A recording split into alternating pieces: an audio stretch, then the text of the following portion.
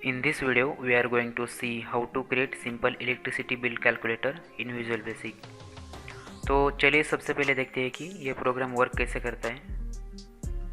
तो सबसे पहले यहाँ पे आपको इंटर करना होगा आपका लास्ट मंथ का जो मीटर रीडिंग है वो।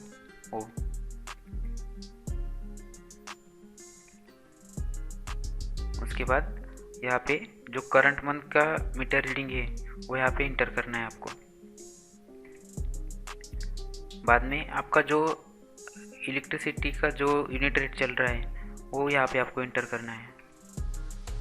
उसके बाद जैसे भी आप कैलकुलेट बिल पे क्लिक करोगे उसके बाद यहाँ पे आपका जो इलेक्ट्रिसिटी का बिल है वो यहाँ पे डिस्प्ले हो जाएगा। तो इस तरह से प्रोग्राम वर्क करता है।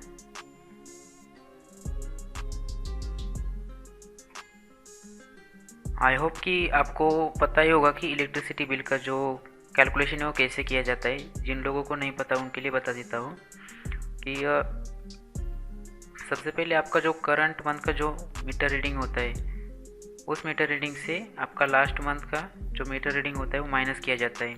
उसके बाद जो आपका यूनिट रेट चल रहा है उस यूनिट के रेट के साथ उस जो भी आंसर आएगा माइनस करने के बाद जो भी आंसर आएगा उससे मल्टीप्लाई किया जाता है।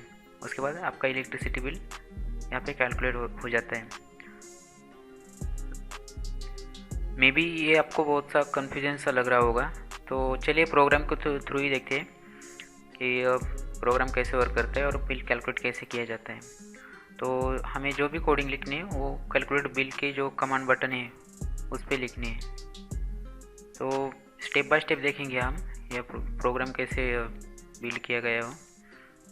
तो सबसे पहले आपको ये जो वेरिएबल है ये वेरिएबल सबसे पहले आपको यहाँ पे डिक्लेयर करने हैं। लास्ट मंथ की मीटर रीडिंग के लिए यहाँ पे लास्ट रेट का वेरिएबल, करंट मंथ की रीडिंग के लिए करंट रेट का वेरिएबल और टोटल जो इन दोनों का जो आंसर आएगा वो टोटल यूनिट में आएगा।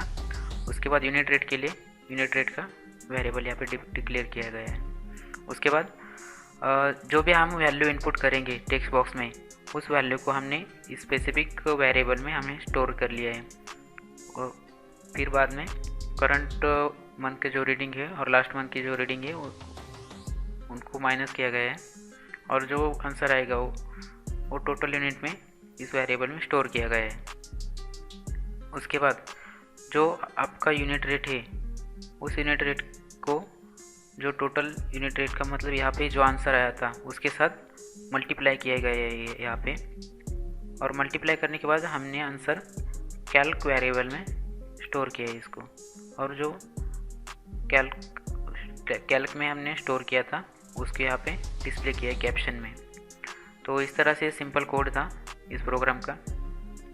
और ये रीसेट बटन के लिए। तो आई होप आपको समझ में आया होगा ये प्रोग्राम वर्क कैसे करता है और कैसे इलेक्ट्रिसिटी बिल का जो कैलकुलेशन होता है वो किया जाता है। तो चलिए एक बार फिर से देखते हैं। ये रहा हमारा प्रोग्राम। अभी डिफरेंट वैल्यू लेके देखते हैं यहाँ पे।